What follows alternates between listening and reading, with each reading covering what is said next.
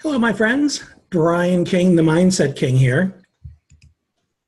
One thing that came up in a mastermind that I'm a member of this morning is ADHD. You know, it's not too uncommon for people with creative minds or entrepreneurs to have difficulties with focus, impulsivity, and so on. And as you know, I specialize in working with professionals that have chronic health conditions or disabilities that want to increase their impact and their income in their professional lives, and I help them do that. And one of the ways I do that is helping them identify any kind of obstacles that are related to their condition. And ADHD is a very common one. And one thing that came up this morning in hearing them talk about how they sabotage themselves, are always changing gears, have a hard time sticking with something. Something occurred to me that I'm aware of in myself and other clients that I don't think I've talked about with you guys. So I wanted to make sure that you are aware of it. And that one thing is the tendency to confuse being tired with being bored. Okay? So we have executive functioning challenges. The executive functioning difficulties, or rather the executive function abilities, are those capacities that are in the frontal cortex that allow us to do things in an organized way. Planning, scheduling, time management, organization, memory, all those things are executive functions because they allow us to execute in an organized way. Follow me so far? And people with ADHD or other kinds of disabilities, traumatic brain injury, dyslexia, things like MS can begin to affect those things. Pain can compromise your executive functions. And knowing what they are and knowing which ones in you are impacted are critical to being able to work around them, okay? So in this case, we're talking about something called goal-directed persistence, meaning that you have a goal that you can stick with it long enough to accomplish it. Well, let's say your goal requires you to do a lot of organization, a lot of avoiding distraction, a lot of sustained focus. But the more you do it, the more tired you get because you're taxing these executive functions. Well, this problem that we run into is when your brain starts to get tired, you start to feel like you're getting bored. Because when you're watching a movie you don't like, or someone's telling you a story you're not interested in, you might say, man, this is boring. I don't want to hear this. I don't want to watch this. When the reality is, you've had to focus so long on it, that sustained focus, that paying attention for an extended period of time, and your brain starts to get tired.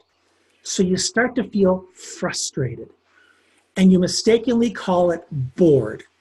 When the reality is, maybe you are interested, but you can't sustain that attention. You have difficulty remembering everything that you need to do to follow through. So you get frustrated. And then you start saying things like, well, this is dumb. I didn't want to do this anyway. Or let me find something else that's more fun. Because something fun won't necessarily require me to be organized or to create a plan, because I'm simply receiving. I'm simply absorbing. You with me? So what you end up doing is taking something you are making progress on, something you're actually enjoying, and you kick it to the curb because you decided you were bored with it. When the reality was, no, you're good at it, you like it, you value it, you want to continue, you just need a break. You need a break to give your brain a little rest to recover its energy. It's like working a muscle too long and the muscle gets sore and tired. So you need to rest it for a while.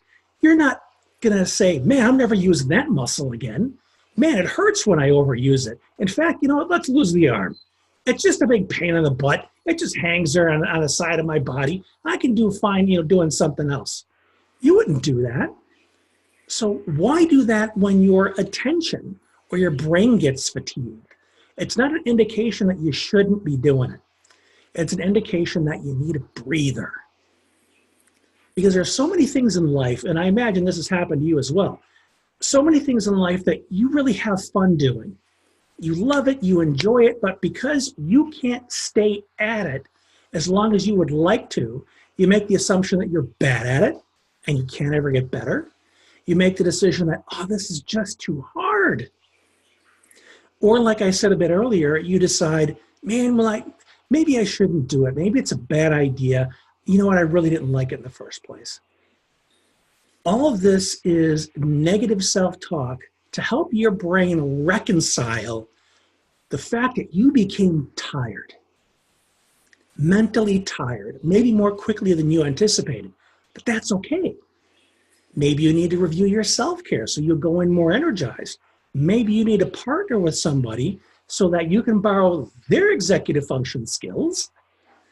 And this is one of the things I have to do a lot, so that their skills can offset your challenges so you're not using only your brain power to make progress. It's okay to share success to make sure you go the distance. Making it about the result versus your ego. That's a different conversation. But the bottom line is it's critical to know the various aspects in which your very quirky brain can sabotage your capacity to be successful, to be at your best. And these different obstacles don't have to be deal breakers for you, like you may currently treat them. They're simply indications that you need to review your approach to see what other resources you need in order to keep on trucking and get the result you want. So that's what I wanted to share with you in this video. I hope it's been clear and helpful. If you want to jump on a 15-minute call with me to talk about how you can apply this in your life, just shoot me off a PM, private message, and we'll make it happen because I'm here to help.